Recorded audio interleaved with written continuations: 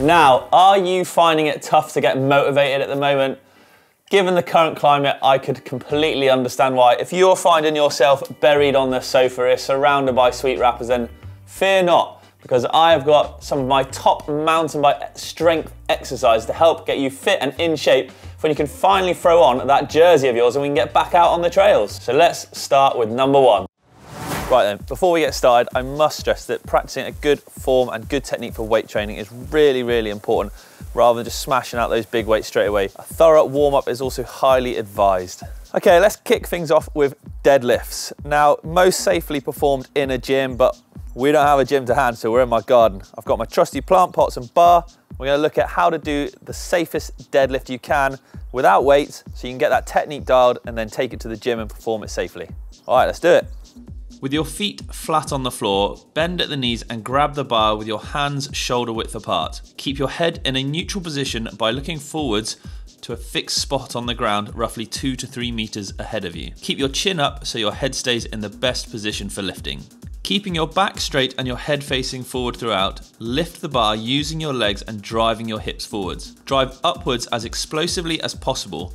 Aim to maintain a strong spine from the beginning of the lift to the end. Do this by keeping your chest up to prevent your torso hunching forwards over the bar. Your shoulders should remain slightly in front of your hands until the bar passes mid-thigh level, at which point you want to retract your shoulder blades for a strong and stable torso. Pull your shoulders back at the top of the move, then carefully lower the bar to the ground.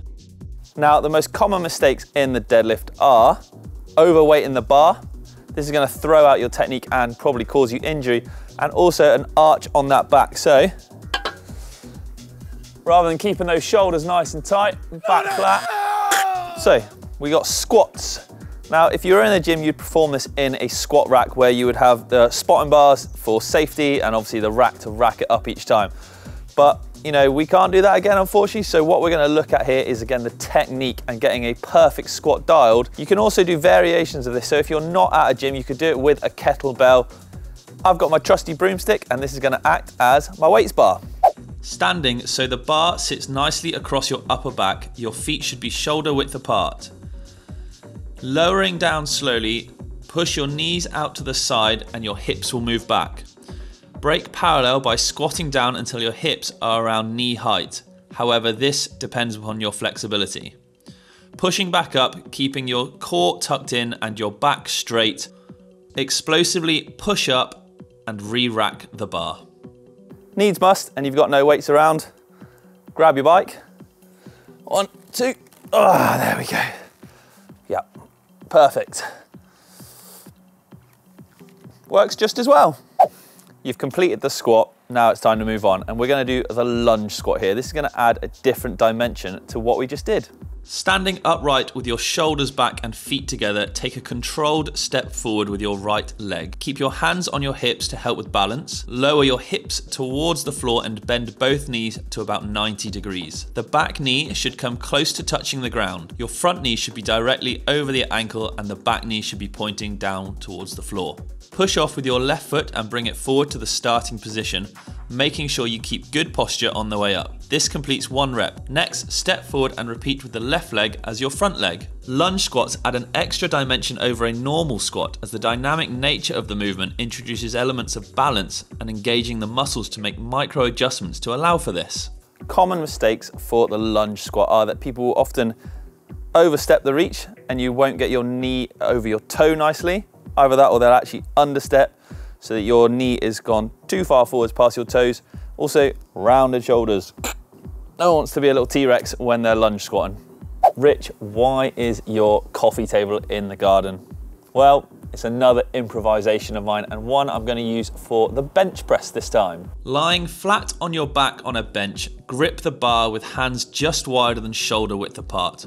What I actually like to do is simulate holding my bars, so I'll hold it at a handlebar's width. If in a rack, lift the bar and shift it slightly forwards and bring the bar slowly down to your chest as you breathe in. Push up as you breathe out, gripping the bar hard and watching a spot on the ceiling rather than the bar, so you can ensure it travels the same path every time. As a staple exercise for building muscle mass and strength in the chest and arms, The primary muscles that are worked in the bench press are the biceps, pectoralis major, with the anterior deltoids, traps and back as secondary muscles used in the flat barbell bench press. Bench press will directly affect your riding when you take some of those heavy hits or start getting tired towards the end of a long ride. You'll find yourself struggling to hold your body up and your riding can get sloppy. Bench press can help counteract some of these effects. So there it is, good bench press technique. Now, remember, when you do these, don't overweight the bar and don't be bouncing that bar off your chest when it comes down.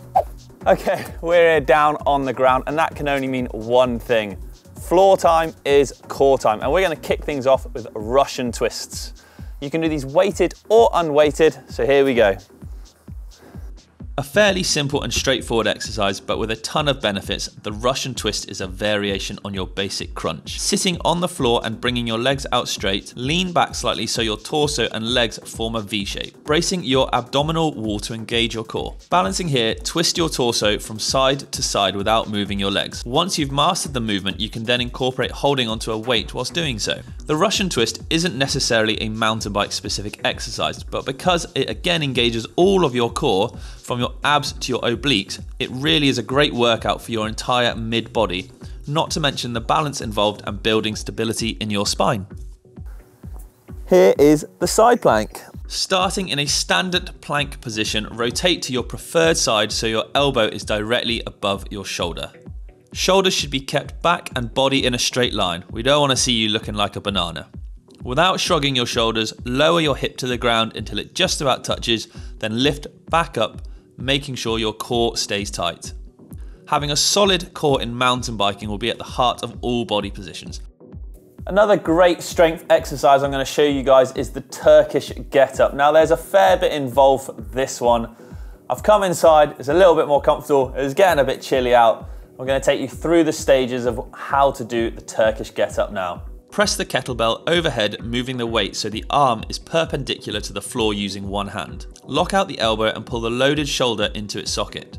Bend the knee on the side of the body that's holding the weight and place the opposite arm on the floor at approximately 45 degrees from the body. Drive from the foot on the working side, roll up onto your elbow and exhale. Once you're stable at the elbow, roll up onto your hand. Lift your hips off the ground high enough to be able to move the outstretched leg under your body. You'll support yourself on one arm, the heel on the straight leg, and the surface on your flat foot, like a tripod. Take your straight leg and pull or sweep it underneath your body, placing it next to and behind the hand on the floor. Standing up from the lunge, take your support hand off the floor and move your body upright, keeping the weight overhead, at which point you shift your gaze so you are looking straight ahead. Drive from your back foot through your hips and into your front foot, standing up from the lunge. Make sure you keep looking forwards. Now for the descent, it's a mirror image of the ascent, but done in reverse.